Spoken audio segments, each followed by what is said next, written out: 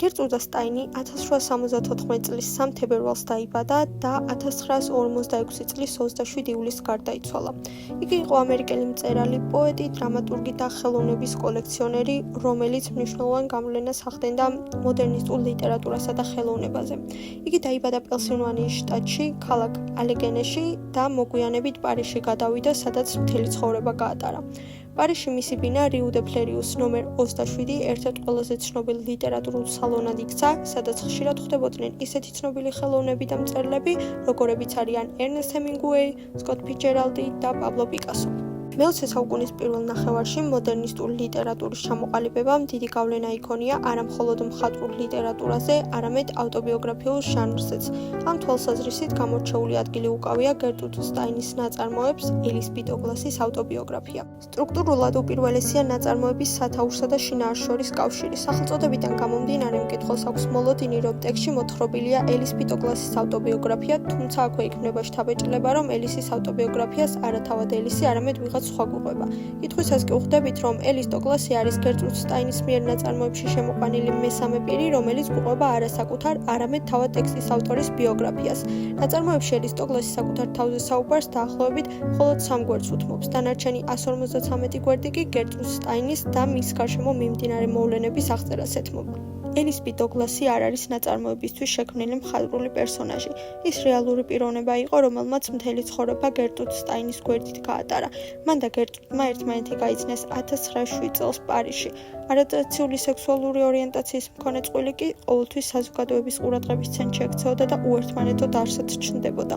ელისის პირით მოთხრობილი გერტრუდის ბიოგრაფია 7 თავისგან შედგება და ისინი მკაფიოდ მიგვანიშნებენ ტრადიციული ავტობიოგრაფიის ფორმის რღვევებზე.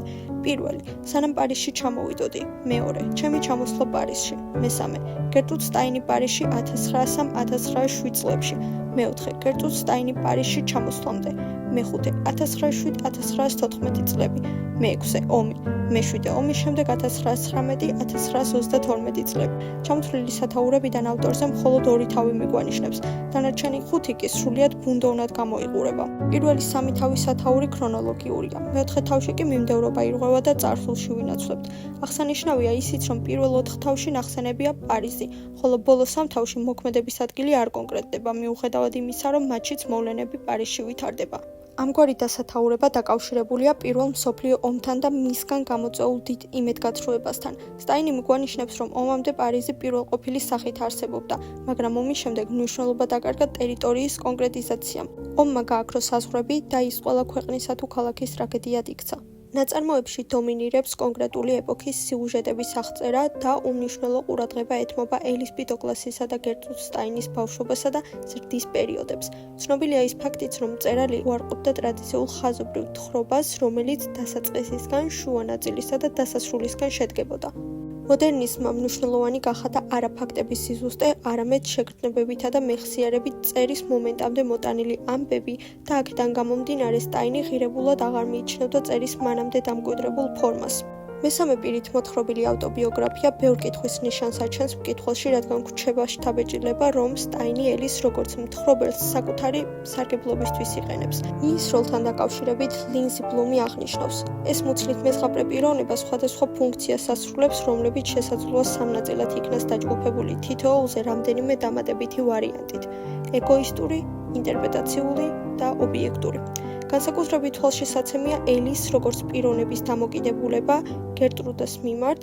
იგი თავის ცხოვრებას უკავშირებს მხოლოდ სტაინს და მის გარეშე საკუთარი პიროვნება როგორც ცალკე ცნება არ არსებობს. იგი პირველივე თავშიც კი, სადაც მხოლოდ მის წარსულზეა ინფორმაცია თავმოყრილი, ადგილს უძებნის სტაინის სახელის ხსენებას და ხვდებით, რომ ელისის ცხოვრება ჯერ კიდევ მანამდე იყო დაკავშირებული გერტრუდასთან, სანამ ისინი 1907 წელს გაიცნობდნენ ერთმანეთს.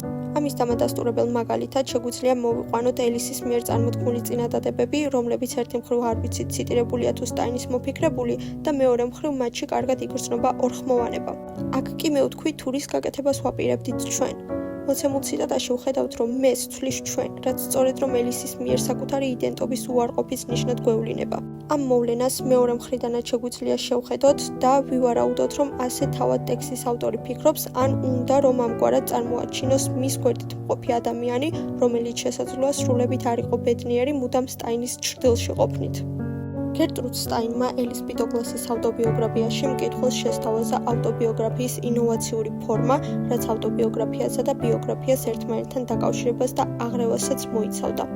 განსხვავებულმა სტრუქტურამ, ტრადიციული და დამკვიდრებული ფორმების უარყოფამ და მოდერნიზმისათვის დამახასიათებელი ხერხების თვალსაჩინო გამოყენებამ დიდი კვალი დატოვა მე-20 საუკუნის ლიტერატურაზე. ნაწარმოების რთული და სპეციფიკური სტრუქტურა დღემდე კვლევისაგანს წარმოადგენს ლიტერატურის კრიტიკოსებსა და ლიტერატურათმცოდნეებს შორის.